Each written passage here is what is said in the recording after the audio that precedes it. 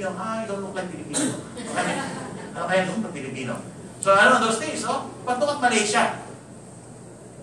Look at Thailand.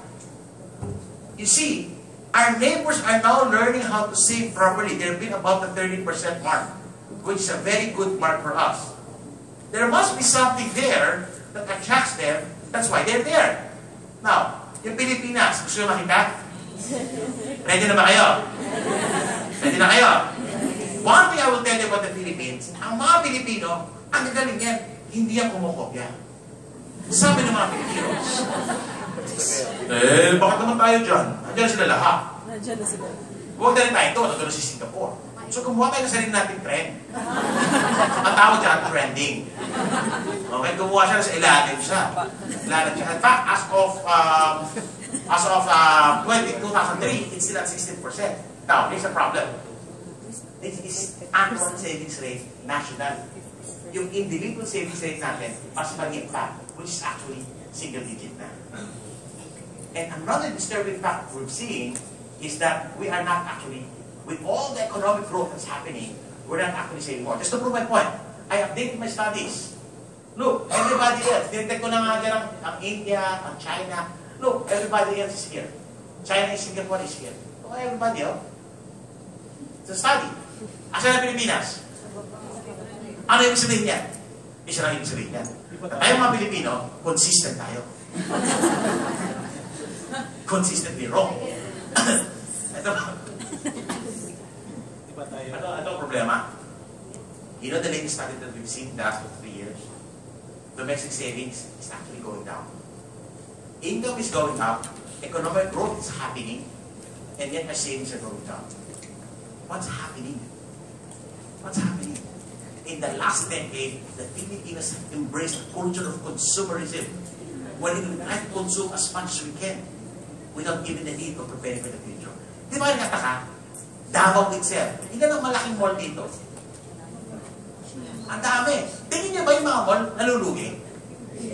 Kasi kung nalulugi yan, dadami ba yan? The mere fact that it's sprouting left and right, it's because they are actually making a lot of money. Di ba? They are actually making a lot of money. And that's a problem for a lot of us Filipinos. Alam niyo ba, mga kapatid? Okay? I was once consulting for a company. And there's a group of foreigners who came to the Philippines to observe. And the company is a real estate company. So meron siyang mall operations. So observe siya. Sabi ng mga foreigners, wow, the Philippines is really a different country, huh? Why? Because when we go to your malls, we are surprised to see that at 2 o'clock in the afternoon, it's still filled. It's filled. It's full. 2 o'clock, 3 o'clock. Kasi pupunta sa ibang bayan, pag 2 o'clock, 3 o'clock ng hapon, wala naman yan. Dadami lang yan after 6 o'clock.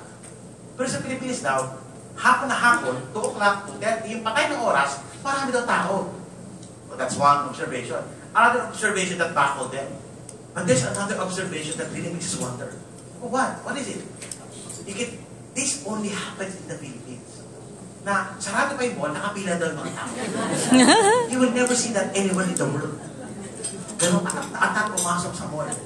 Sarado pa nakapila. Papansin nyo? Mahaba na yung pila. Sabi na, you will never see that anywhere in the world. Okay, so, kaya mall operations in the Philippines is very, very profitable. That's why we want to invest here. And it's a problem. When we spend, the rich becomes richer, and the poor becomes poorer. That's why we need to back. I'm not saying not to spend, but to be able to prepare for the future as well. Because we have now embraced a very consumeristic mentality that's causing us a lot of trouble. Okay? That's why we're not saving, we're not investing, and so forth and so on. Now, just to prove my analysis later on, PSP study, Central study. In 2011, at towards the end of 2011, they came up with a study that there are 36 million Filipinos with bank accounts. Okay? Totaling of about, it's the end of 2011, there was a total of over 5 trillion pesos in the banking system. In fact, when you compare that, not too long ago, in 2005, 1.3 trillion pesos po ang laman ng ating money supply. By 2011, it now went up to 5-point-something trillion. In fact, as of the end of 2013, it went up to 6.2 trillion pesos.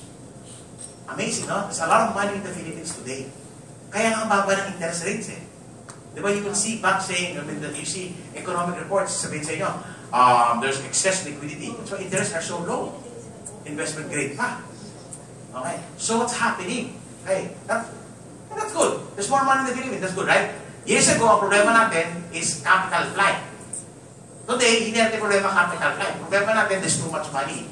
That's why we need to use it properly, right? But here's a problem. 23 million, or roughly 2/3 of the 36 million, despite having 5 or 6 trillion pesos in the bank, when you look at the account, it's less than 5,000 pesos. So what's happening right now is despite the growth, the influx of money, Filipinos are still not saving.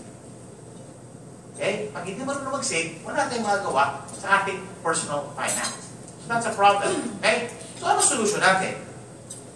Okay? We all know the problem, but what are the solutions? The solution, and that's the reason why I'm here, and I will partner with any organization, institution, company, corporate, government, if they're willing to promote financial education. So I partnered with SAMEC for this one, because sabi ni Sam, can you help us provide? So we're doing this nationwide. And our solution is this. We want to see Filipinos evolve, change from being spenders that they are today. Alam mo ang Pilipino, kahit saan pumunta, mag-aso siya. Tapos sa abroad, mag-aso siya. Pag may sale, nauuna siya. Okay, nauuna siya sa mga locals. Okay, they spend. We want to educate them. We want to help Filipinos to become spenders, from spenders to move them to become savers. And ultimately, because of programs like this, we want them to become investors themselves.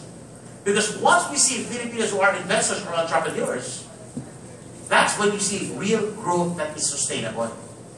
That's when you see poverty coming down. And until we don't change this, it's not an issue of income anymore. Because you're actually earning more today. What happens? As your income goes up, what happens to your spending? It goes up faster. Diba? Ganyan nangyayari. And it's a challenge for all of us. Regardless of your income, all of people have an ability to do their saving. And since they don't save, they don't invest. Right? Ano naman i-invest kung wala kang iipon? That's why we want to be able to teach you something that's very fundamental so that you can learn this yourselves, or we can remind you about these things, and you can share this with the others. Okay, is that fair enough? So again, whatever you learn here this afternoon, my prayer is, you're going to go out and share it. Okay? Ako, wherever I go in a country, in a place, when I speak, even if it's a seminar, to be honest, I get paid for speaking this. But I will not stop here. Tomorrow, I'm going to be going to Tago to do my ministry. Okay, if you're from Tago, please drop us in Victory Tago, because I'm going to speak there about money. That's part. We want to encourage people to be there. That's why we're going to do this. Now, step 1, ang pagyaman po, achieving wealth, is a process. And it's not an overnight thing. A lot of Filipinos are always looking for that shortcut. Gusto nila, attend ako ng seminar, pag narinig ko, ganyan. Okay, ano magic formula? Saan ko nalagay yung pera ko para maging milyonaryo ko bukas? Loto. Loto. Okay. Do you know?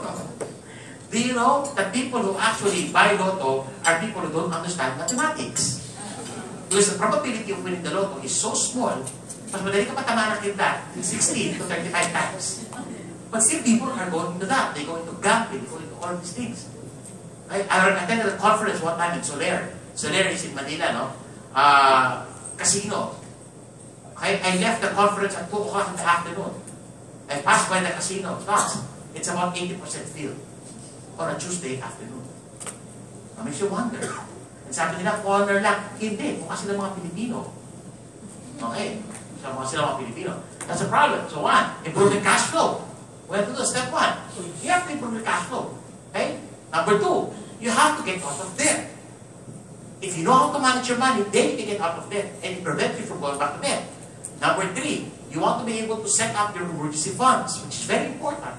And a lot of Filipinos do not actually prepare for emergency funds.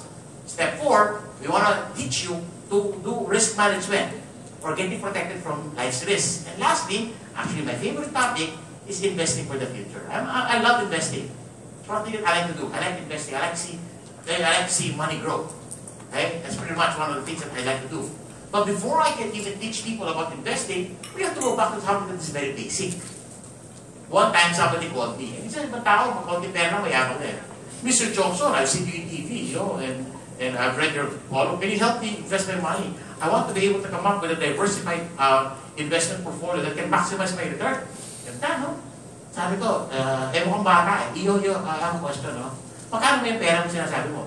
Meron akong 10,000. Sige, dito na diversify mo. Yung 5,000 lagi mo sa BDO, yung 5,000 lagi mo sa BPI, and then lang. Okay? Wala ka pwede ibang gawin. Okay? It takes time for you to build on. Huwag natin ito-concentrate natin. Right? We still have to build on. So cash management or improving cash flow is very important. Now, all of these things are in a book that I wrote called The No-Nonsense Personal Finance, a step-by-step guide. Yan po yung pinamimigay ko sa inyo kanina. Okay? Yung mga kapapalad na nakakalo. So it's called The No-Nonsense Personal Finance, a step-by-step guide. And hindi naman po ako magayabang. Did you know that after 1 month, just 1 month, this book was sold out? Tanong niyo bakit? I only printed 50 books. Pag 50 books pala mabilis ang sell out. Hindi ka naman sinabing best na video joke na. Actually, I'm now going into my 3rd print. I've already sold more than 5,000 copies of that book. Right? 4,000 or my relatives. So, feel for our relatives. Okay? So, step one. But then step one. Step one means you need to improve your cash flow. How do you do that? How do you actually improve your cash flow? You do that by making more money, one, and at the same time, if you can do it at the same time, spend less money. Okay? Yun yung formula. Either I make more money, and if I can't make more money, I'll spend less money. But if you can do it at the same time, that's a magic formula. Right? Pero, like many things in life, madaling sabihin, mahirap gawin. Siyempre, tao lang naman tayo, right? We go through a lot of the problems. Now, my first tip with you, for you to be able to, siyempre, we should earn more money. I mean, that's pretty basic for all of us. And I'll tell you something that is tried and tested formula on making more money. You make more money if you learn how to invest in yourself.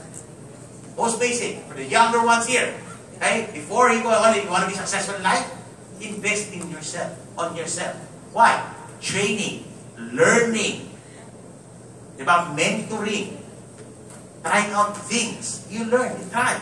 Study. One of the things that I medyo naiinis ako sa mga Pilipino is ayaw na mag-aral. Except, I was part of a corporate. Pero mga empleyado rito, we're the employees, like you ask. Employees. Yan, yung mga tinatawag natin corporate slaves. Sakit naman, ano? Okay. Ako-empleyado rin ako eh. One of the things that I've seen, and I hired a lot of people, there was a time that I hired, I don't know, 200 people. I noticed that a lot of them, pag gumamit ka ng kolehiyo, ayaw na mag-aral. Pag pinapatay mo ng training, depende na kung ano makakain mo. Oh, we have training tomorrow. Sir, ano ulam? Training to, hindi to party. Okay? So, ganun nangyayari. No? So, it's a lot of Filipinos are not second nature for them to learn, which is kind of sad. Because you should not stop learning. Reading. Do people still read? A lot of Filipinos don't like to read. Alam niyo ba yan?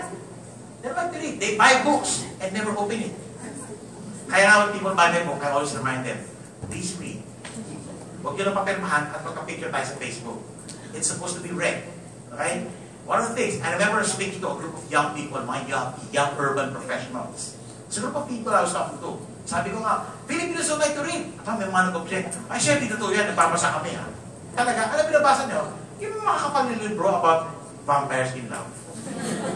Okay, yung mga Twilight, Game of Thrones, yung mga ganyan-ganyan.